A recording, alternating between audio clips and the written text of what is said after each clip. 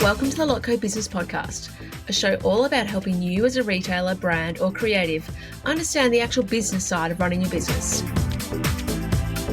I offer straightforward, practical advice about the nitty-gritty of making money from your creative passion. We will be covering bite-sized business and marketing lessons, as well as interviews with experts and trailblazers in the fashion, homewares, and design industries. My name is Melissa Robbins. I'm a business coach, colour-loving, non-coffee drinking Melburnian. Let's get into it. Just before we get started on the episode, I just wanted to share with you, I've got a little Black Friday magic coming just for you. Starting November 25th, I'm rolling out a deal a day extravaganza. So bite-sized offers starting from $11. There is something there for everyone, but here's the catch. These deals are hot and they won't last long. I'm going to have limited numbers and each deal only lasts for one day. Jump on the waitlist now in the show notes or head to thelotco.com/BF deals. Let's get you growing your product business and make the next year, 2025, your best year yet. Okay, back to the episode. Hello and welcome to today's podcast. My name is Melissa Robbins. I have a special guest here today, Cathy Hamilton from Cathy Hamilton Artworks. Thank you so much for being here, Cathy. Very excited to be here and see your wonderful face again. Thank you so much.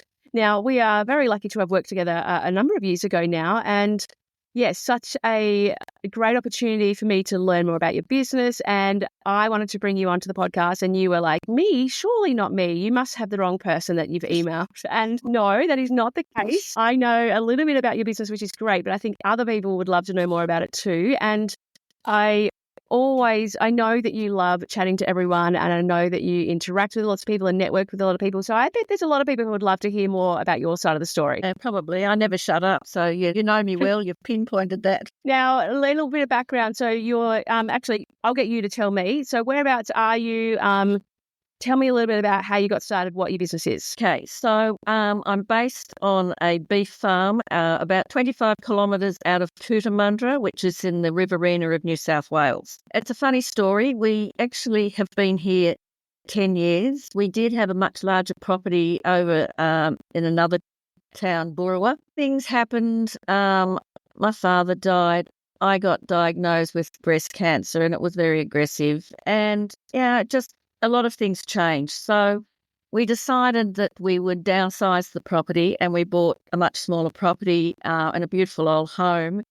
And I actually started a bucket list because I nearly died and I thought, no, I'm going to do something. I'm going to make something of my life. So I've always had a passion for drawing. Absolutely. Since I was a child, I drew, everywhere, every day. And, my mother used to go bonkers because I was creating the whole time. So when we moved to Cootamundra, we're very lucky to have an art centre here. And I got back into drawing and just spent a day a week with a lovely group of girls. And then I just started drawing all the farm animals around the property.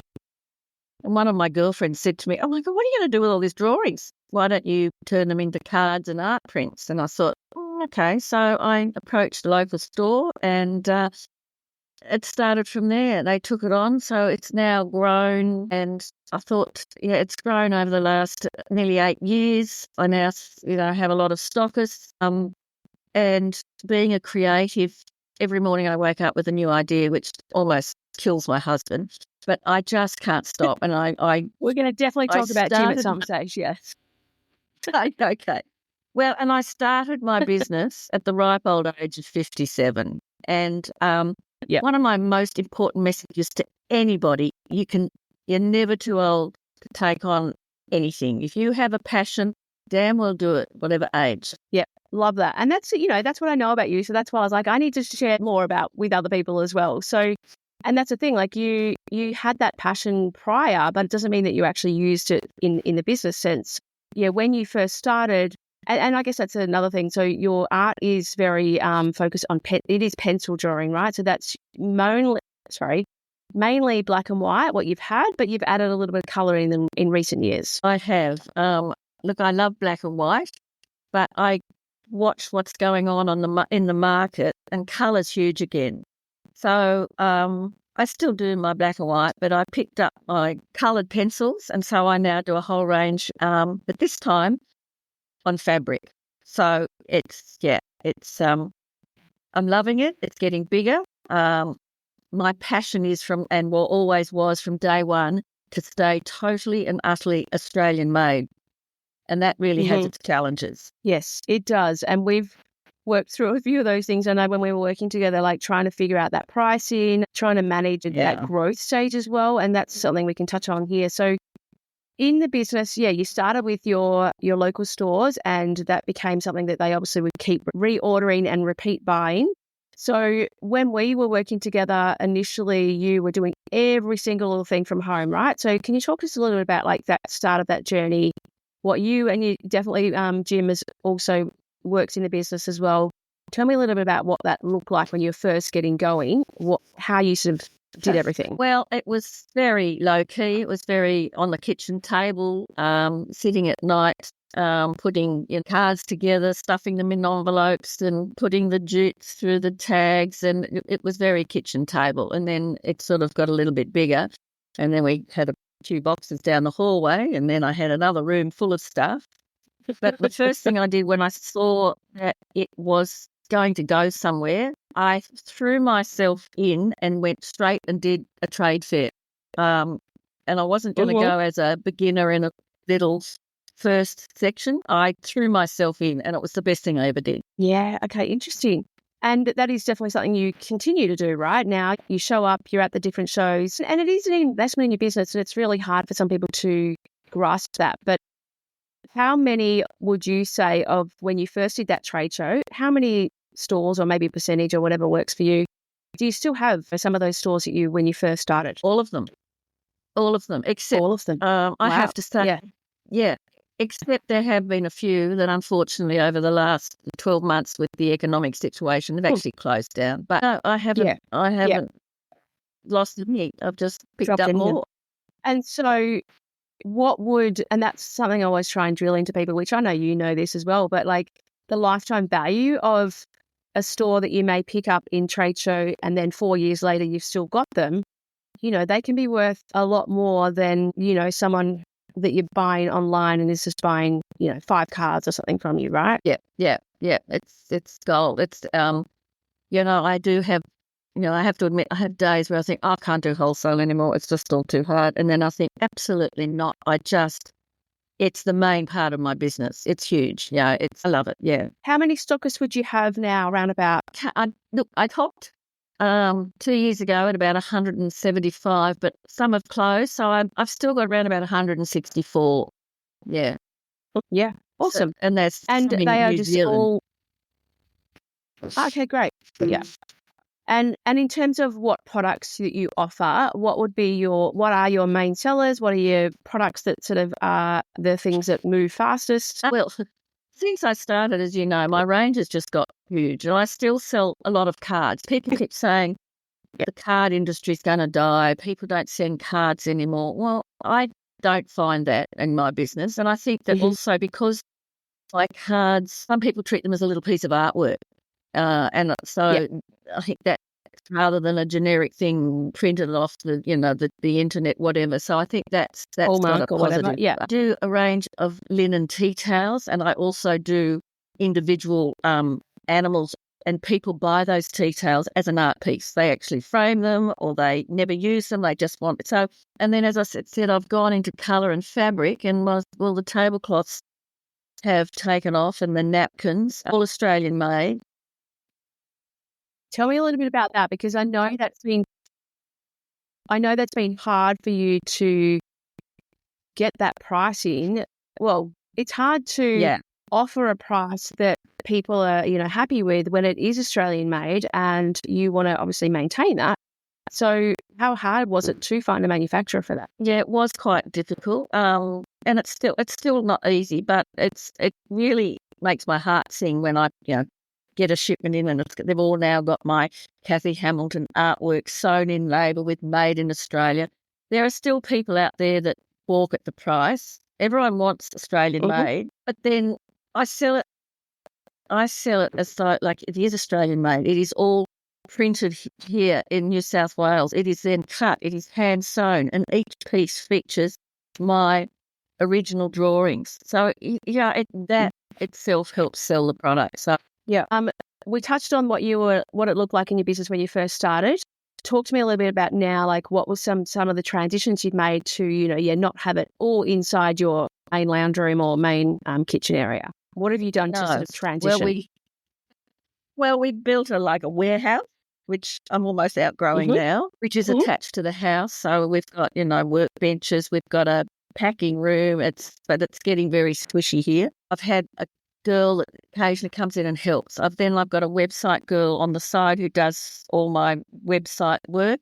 And I also have a surface pattern design girl that helps me put together all my fabric. Yeah. So, yeah. And then I've got my husband, Jim, does all of the invoicing and the accounts and packaging. He's fabulous.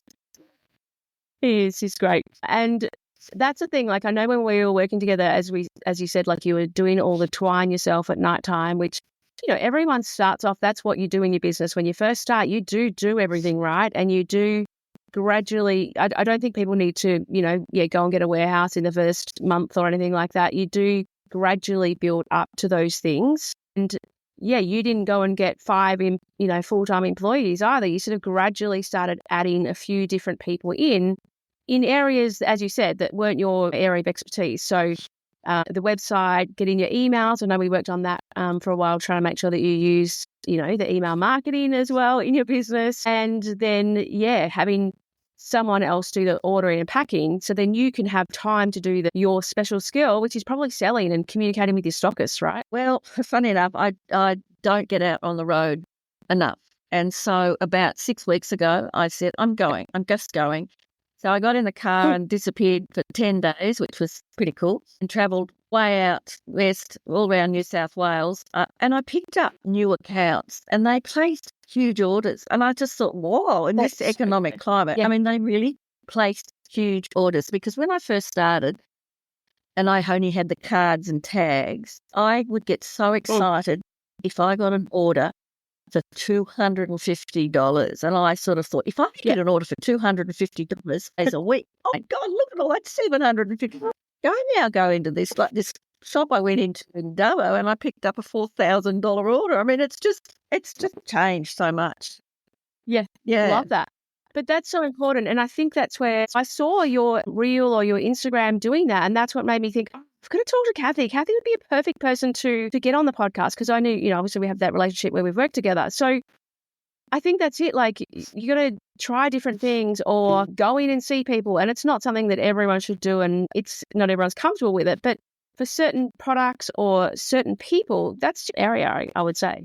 Relationships and communication. So I just want to get on the road all the time, because I had so much fun. I mean, I just had so much fun. So I slept in 10 different motels, 10 different beds, all alone. I love it. And this is the thing. So let's say that costs you a little bit of money to go and do that, and it costs you time, clearly. But one order you picked up would probably have been covered that. And that's just the one order. Like once they reorder or other people reorder, you well and truly covered your costs for doing that sort of thing. Absolutely. And it was just, and then it was funny because when I was in Dubbo, I bumped into Grace Brennan from Buy From The Bush, which was hysterical. Buy From The Bush really were such a catalyst in my business. It was amazing. Yeah, I wanted to ask you about that. Well, in 2019, we were going through a drought, and we were suffering here too. We were getting rid of stock. And when she started it, I was very lucky to be one of the featured people in the first few weeks, when she'd sort of gone from 3 followers to 100,000 followers. And she featured my soaps, which are what I call art soaps. They're in a box with my drawing on it. It's all Australian-made soap. It's all natural, da-da-da. And it was hysterical, because we just got a website up, and then it used to go ding when an order came in, and it was just ding, ding, ding, ding, ding, ding, ding, ding. And Jim and I were sitting up to 1 a.m. in the morning. I even taught him how to tie a little ribbon on the packaging, and it just kept going and going, going and going. And then the next thing, Buy From The Bush just grew. And then they were invited by Sydney City Council to have a market in Martin Place in the city on a Thursday. And Grace invited 25 rural businesses to attend, and I was lucky to be one of those. It was absolutely huge. People came from everywhere. It was meant to go from 8 a.m. to 8 p.m. Every single person had sold out by 2 o'clock. Wow. And it was just, and they had people radio stations, television stations, cameras everywhere. And because me being the oldest one there, all the young girls with their stalls didn't want to be interviewed. So I went, "Yeah, I'll do it." So I spoke to every channel on every radio. It was the best. But that's the thing, like, you've got to put yourself out there a little bit as well. And that, I mean, I remember at the time, like, yeah, I could see the back end of your website and that, all those orders that the Wife in the Bush marketplace would push through to your website. They're having a resurgence now. They're doing a lot of promotions and, yeah, it's still, they don't have the marketplace, but they're doing paid promotions and it's really great. And I'm happy to be involved with them again. Yeah. Yeah, great. And that's the thing, like, it was just sometimes you need that audience, you need to get in front of a particular audience and you need to have eyes on your product. And that just then gives you that validity that, yeah, okay, people do want this, people do respond to it. So having that validation would have obviously been very crucial for you at the time. It was. And it's still to this day, I could be somewhere and someone goes, "Oh, I remember you from Buy from the Bush." And it's still Buy from the Bush is still, people have not forgotten it. Yeah, that's great.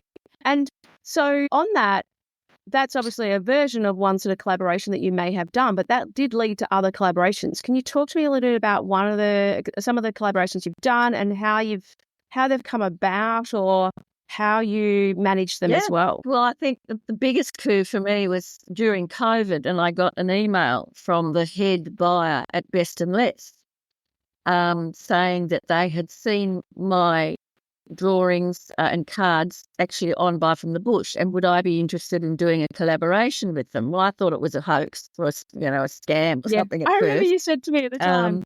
Yeah. Anyway, so I did contact them, and yes, it was true, but I did say to them, look, unfortunately, because they said they'd like to do an entire range on all clothes, nighties, this, that, and the other. And I said, well, look, I'm really sorry, but I'm Australian made, and I don't feel comfortable. So they got back to me about 2 weeks later, and they said, I tell you what if we did a range of pajamas and babies things in Australian cotton? And I said, I'm in. And you just had your first grandchild as well, which... Yes, I had. So they wanted Australiana animals, which is, they wanted me to do a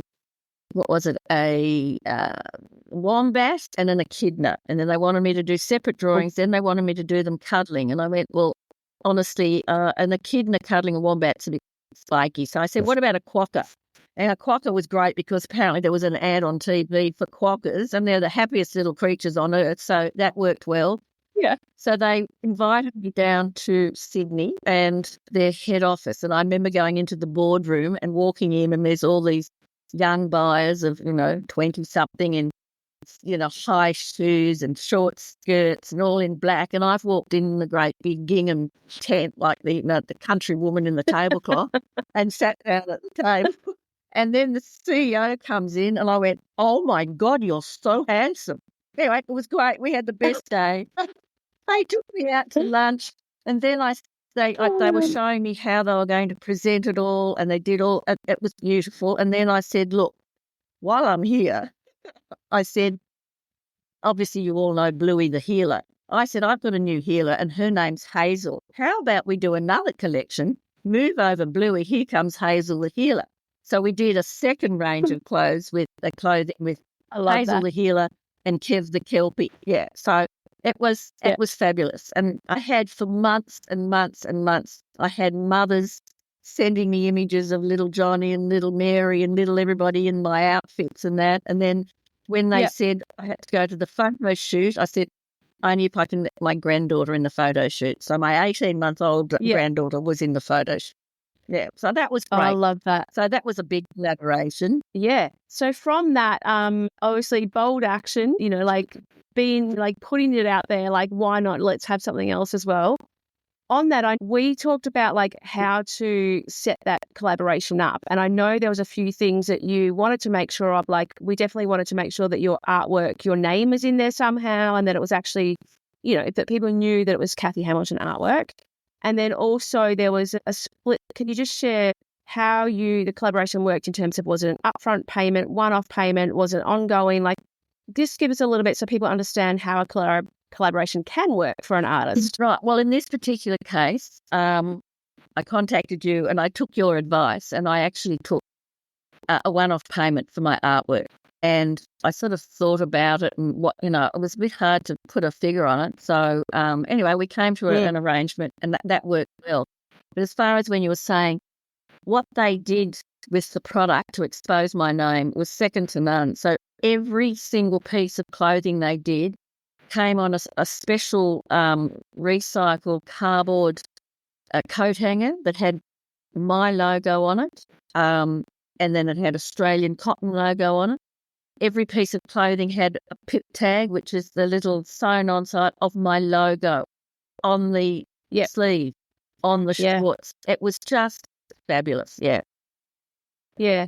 And I think that's something that when we talked about it was like, well, this could be good, but how do we make sure that it builds your brand, it builds brand awareness, and that you don't feel like it's a sellout and it's, not the right fit for your product? Because that was one of the concerns. So you're like, oh, is this the right fit? But it just exposed you to so many different type of people, right, as well. Well, even 3 weeks ago, I was in Wagga, and I don't do many markets, but I do this one every year, and it's the Children's Medical Research Institute 2-day fair. And I was there, and this girl came up to me. Oh, my God, are you the Cathy Hamilton that did the Best and Less collaboration? I said, yeah. And she said, I manage that store, and we got an email about you coming because you lived clear, but you never came. And I went, well, they didn't tell me to, but she still remembered me. She said, I just wanted to meet you. It was so funny. There you go, though. That's it. And did you do the same thing for the second one? Like, was it just the same thing, like a payment, or did anything change? Yeah. Same thing. I took an upfront payment. Yeah. And I think that's it. When you're doing a collaboration, it could be a few different ways, and it's up to obviously individuals or different companies are going to offer different things, right? Yeah, well, see, I've just done a new collaboration with candles, and I've taken the royalty option on that one. Yep. Okay, great. And so that's it. There's a number of different ways to do it, and I think it's about seeing what the business who's contacting you wants to do, like getting them to sort of put that, foot forward first to sort of go, well, this is what we think. And then you're like, okay, let's, what can we work on from there, and how does it look for you as well? Yeah. And I think why I went for the upfront payment with Best and Less is that they were buying my original drawings, whereas with this collaboration with the candles, they've used my existing artwork. So I didn't have to do anything, I didn't have to start designing. So I think if you are an artist and you're talking to someone about a collaboration, think about it like which is best for you. Yeah. And it's led to a few other things too, right? So I know you've been featured a number of times in some magazines. So let's talk about that. Yeah, I have. Well, I don't know. So humble. Look at now, you're like, oh, shy. No, I'm not. I'm never shy. I'm just old. I got in when I was actually down in Melbourne, not just last year, and I was in the apartment, and if the phone rang, and it was some woman anyway. She was from the Australian Women's Weekly, and again I thought, oh yeah, sure, this is another scam, but it was real. Anyway, she said, our editor thinks your stuff's great, and follows you. She said, we're doing a story in the Australian Women's Weekly about women over 60 in business and how they started, what made you get into it, and what age were you, and all that. So they featured 5 Australian women, and I was one of them. The funny thing is, I said to my son, I said, your mother's going to be in the Australian Women's Weekly. And he went, is that the magazine that old women read in hairdressers? So I said, yep.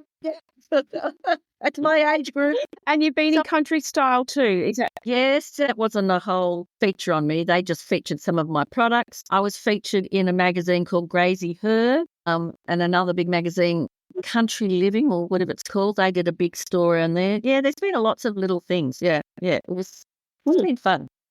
And have they just come about naturally? Is there anything that you've done? No, nothing. No, nothing at all. Yeah, it just happens. They've just been your natural, charismatic self, Cathy. Yeah, well, the one thing is, as you get older, and I'm 65 in 2 months, I don't care what people think anymore. Do you know what I mean? Like, you get to that stage where, You can't upset me. I'll say what I feel, and I do. And on the title of our session here today, I've called it Cathy Hamilton Artist, Dancer and Farmer. Can you tell me a little bit about where the dancing comes from? Well, the dancing comes from when we attend Life in Style trade fairs.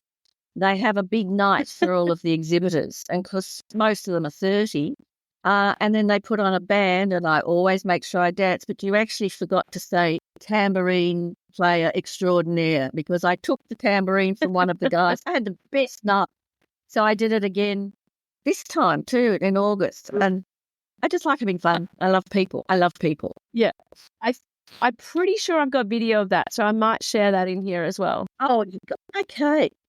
Now, I have another new bow to my business. What is it? Tell me, share. Okay, so I've just started designing bespoke fabric for interior designers. Ooh, so I've just okay. So how does that work? So I've just completed my first range, and I'm about to start on a second one for this amazing interior designer in country New South Wales, but she does all of the big homes and she goes to Sydney. So I had this idea. So I went to her and said, now, wouldn't you like to have your own fabric that no other interior designer in the world would have? She just went, oh my God. So I worked with her and I came up with 3 designs, and it's all Australian made, 100% stunning upholstery linen. Wow. And so it's a service I've been told there's another one contacting me very soon, but it's terrific. So it's all done with coloured pencils, which is great. And you know me, not coming backward, coming forward. I went to the design show in Sydney and went to there's a company called Elliott Clark, and they are a fabric company that sell other people's fabrics, whatever they call themselves. And the guy that runs it is Warwick, as in Warwick Fabric. And he's married to Anna Spiro, who's huge. And so I went up to him. Yeah. I said, you don't know me. I'm an older woman. And I said, but I am going to start my own bespoke fabrics. And, he said, yeah. We got talking. And then I was with a friend and she said, well, did you tell him you're established? Did you say you're not just new at this? And I went, no. So I went back and I went, by the way, I just thought I'd tell you, this is what I do. I stock this many stores. I've been doing this. Da-da-da-da-da. He sent me an email and he said, if you get a collection together, come and show me. So there you go. Wow. I love this. This is the thing. Like, what you're sharing now is like everything that sort of, not everything. So some of the things have happened. You've made them happen, right? Like, you've approached people, you've put yourself out there, you've contacted people, and then from that, other things have happened where people have come to you. So it's sort of like putting yourself out there then gives you that opportunity for people to find you, and so then organically they are going to approach you as well for some things. Yeah, absolutely. I love it. I love doing what I do. I've worked with a few different artists, and one of the ones I work with, we've talked about, well, let's make a list. Like, who would be your dream collabs? Who would be the type of products you want to work with? Where would you want to see your stuff? And so by doing that, at least it gives you that idea about where to get started and who to approach, because most of the time it does just take putting yourself out there. And what's the worst that can happen? They can say no. Who cares? That's it. Yeah, they can exactly. Say no, yes. But I don't give up. Yeah, that's true. I know. That's why I love working with you too, because it's all about, like, how do we get better? Because if they say no, I go back for a second bite. Oh, so let's talk about Christmas, because it's coming up to Christmas and I know you have a huge Christmas range. That's something that is a big part of your business. So tell me a little bit about what you offer for the Christmas range and how you've edited that or evolved that, or how that has a part to play in your offering. Yeah, well, look, as I said before, Christmas cards, people keep saying, oh, they don't send them anymore. And I actually was listening to the ABC, was it 2 years ago? And it was the Riverina ABC. And the commentator was saying, Christmas cards are a thing of the past. We all send e-cards out now. And I thought, so I got on the radio. I rang her and I said, Um, I think you're wrong. I said, I actually do a range of Christmas cards. And I said, I don't think e-cards are great. We don't need to encourage more people to use digital things. These are pieces of artwork. And I said, and by the way, like usually I sell around about the 14,000 Christmas cards in a year. And she went, I said, so, like, back off. Cards are still, in fact, this year, I've outsold cards to gift tags, which is unusual. Yeah. Okay. So I do, I'm just saying, I do the cards, I do tags, I do Christmas soaps, I do Christmas paper placemats. I have done in the past Christmas tea towels, but then all the wholesalers are just stocking up on gifts. So yeah, it's a very busy time for us. And with with your range in that, I know we've talked about that you had 150 or so stockists. So you do sell online as well, though. Like that is a part of your business too. Yeah, I do. I do sell online. It's just not huge. Like it's still about 85% wholesale. The retail, like online stuff, is it's not huge. It is around Christmas time, but it's not huge. Yeah. Yeah, I know you had at one stage. Did you sell to some corporates or gift boxing? Like, I've done quite a lot of corporate stuff. In fact, Jim's working with one of the National Party leaders at the moment we do Christmas cards and we personalise them for them. We've done I think we've done the Bank of Queensland did my Christmas cards one year. And we just put their message inside, and then we did we've done a couple of big stud sales, Angus style. So there's always something we've done, big sheep feeders and big company. So that comes into play, and it's usually around about Christmas, yeah. And that's quite a good part of the business, corporate. Yeah. And so what would you say is, to someone getting started, what would be your recommendations? What would be your tips to sort of put yourself out there and give it a go? Well, okay, for starters, I said before, if you've got a passion to do something, just do it. But I think the most important thing for me when I started being a bit older, ask questions. Ask anybody for help. Ask people. Don't ever, if you don't ask, you won't know. And start small. Don't go in thinking you're going to conquer the world. Everything takes time. Yeah. So work at it slowly. Get help from someone like you. Yeah. No, and that's where, you were amazing and you helped me, launch into my business. So look, some days I just think I'm getting too old for this, and then I wake up in the middle of the night and I go, oh, I can't, I've got this idea, I've got to do this tomorrow. So I think I'll be in the nursing home still packing cards. That's it. If you love it and you enjoy it and, it gets you traveling, it gets you interacting, like you love that part of it. So it gives you that opportunity to do that. Absolutely. And I just, as I said, all I keep saying to Jim, because we're getting very squashy in here, he goes, there's no room for anything else. And I'm well, aren't you lucky we don't sell sofas? Lucky Jim. And now, what is the hardest part about running a business? Like, what are some barriers or hurdles you faced? I think try Australian made and keeping the price, and it's so hard because there have been some days where I think, oh, bugger the Australian made, let's go offshore. I really do. I think that'd be easier, and then I think no, it probably wouldn't be easier. So let's stay. So that to me is hard.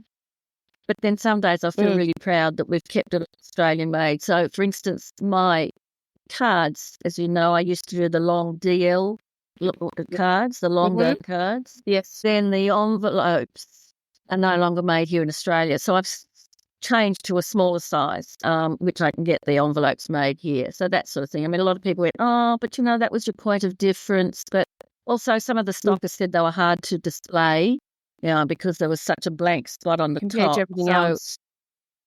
I've moved with the times, and it's actually worked out better. They actually look fabulous. Yeah, that's good. And would you change anything about your journey?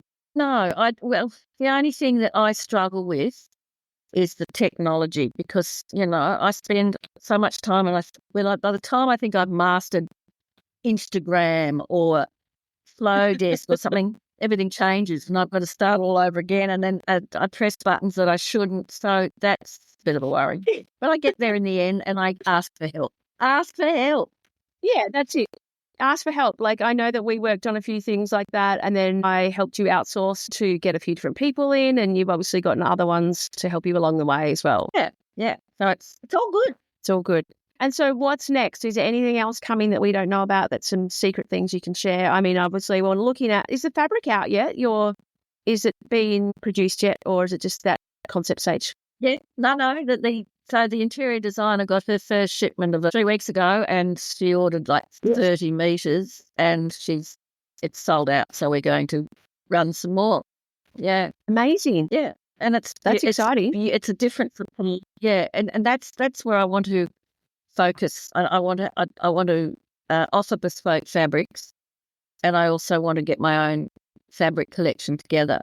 But I don't want to get rid of my card side of it either. I still really love that. So, I go from one extreme for something that sells for $7.50 to fabric that sells for like $200 or $300 a meter. So it's just, but that's all right. Whatever Always. I think that's the thing. It's always good to test different things and trial. I know you did at one stage. Did you try doing your bigger size art prints? Like, do you sell those still, or what happened with that? Yeah. So what I did was, we moved from doing them on prints to canvases. So I sell a lot of canvas prints now. So they're made in Melbourne, and they're shipped to the people. So yeah, that's terrific. Yeah. Yeah. And that was something I think at the time you're like, oh no one's going to buy a big one of those. Like, I'm not going to do that. And I was like, just give it a go, Cathy, see how it goes. Yeah. And they do. They love it big. They do. They all like it big. We all like it big. A big cow looking at them in their lounge room. And I still do my commission. So I still do pet portraits on the side, and all that sort of stuff. So yeah, still when I get a chance. Yeah, you are busy. So is there anything that you're probably an open book, so maybe there's nothing here, but is there anything that no one knows about you yet that you haven't shared? What's something secret that we can share on this one? Let me think. No, I love a wine, but I think everybody knows that. I think I keep secrets from anybody. So any other products coming, or any other suggestions people have had for you that you're like, maybe that'll come. Maybe I'll do that. I am always open to a challenge. So if anybody out there has any wonderful ideas for me, let me know. But I'm loving the tablecloths. I just think I'll just try and do one release a year rather than trying to do. It's very hard to have two ranges a year. So I think it's easier to one range with the fabric. So no, nothing else new except the bespoke fabric side of things is what I'd like to build on. Yeah, okay. And so I guess that's the thing, like, it's an evolution, isn't it? Like, you started doing smaller animal drawings, and then it's just gone on from there. Like, you've evolved so much over time. I know. It's great. So, and I think it's like I'm 8 years in now. So yeah. And you would never probably have thought when you sat down to those drawing classes that you first started that you would have collaborations with these big companies, or having your own, all these different collections coming out. No, I never ever, but never be afraid to dream, because, and as I said, as I tell everyone, if you've got a passion, follow it. That's it. Love it. So good. So where can everyone find you? They can definitely get your Christmas cards and all your different tablecloths or anything else they need at cathyhamiltonartworks.com.au. Yes, that's it. Yeah, it's all there. The website's looking lovely. Yes, Cathy Hamilton _artworks. Yeah. Perfect. And who is the interior designer that they can look at your fabrics there? The name of the company is Pink Jam Trading at Young in New South Wales. Pink Jam Trading. Check that out. I'll link that as well. Thank you so much for sharing on here, Cathy. It's been so good, and I think others will probably want to hear more. I probably should have asked you 10 more questions. I'm sure we could talk for another hour without any trouble, but thank you so much for sharing. Anything that you want to leave everyone with? Just be happy. It doesn't matter how tough things get. You'll come out the other side, and just laugh. Please laugh. Love it. Enjoy the process. Enjoy the journey. Yeah. Yep. You have ups and downs, but the downs make you go up faster next time. That's so good. Awesome. Thanks, Cathy. Thank you. Thank you so much for listening to the Lotco Business Podcast. If you enjoyed this episode, please make sure you subscribe to receive future episodes as they are released. And I'd be so grateful for a review on Apple Podcast. If you would like a copy of the show notes or any of the links mentioned today, please jump onto my website at thelotco.com.au/podcast. Have an amazing week, and I look forward to chatting to you again soon.